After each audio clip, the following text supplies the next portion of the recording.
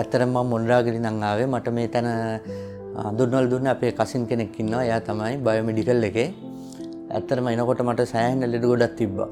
මං ඇත්තටම බයකින් ආවේ. ඇඩ්මිට් වෙනකොට මෙතන හිටපු ලොකු ડોක්ටර් මගේ ලෙඩේ 125%ක්ම අඩු කරලා දුන්නා.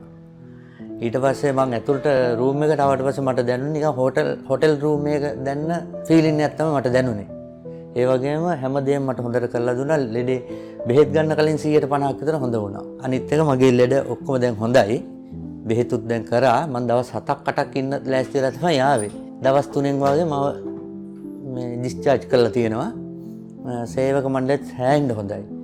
අනිත් එක මේ හොටෙල් එක සලකන විදිහට තමයි මට ඇත්තටම සැලකුවේ. බෙහෙත් වලටත් වඩා කාර්ය මණ්ඩලයේ සේවාවයි මෙහෙන් සපයන මේ සර්විස් එක හින්දා තමයි මගේ ලෙඩේ ඇත්තටම හොඳනේ. මං දන්න හැම කෙනෙක්ම මේ නාවේ ඉන්න මෙඩිකේර් එකට තමයි එවන්න බලාපොරොත්තු වෙන්නේ. මගේ වයිෆ් ඉන්නවා. එයාවත් ලබන සතියේ මෙහෙට ගේනවා. ඇත්තටම දැනෙන්නේ හොටෙල් එකකට ගියා වගේ ෆීලිං එකක්.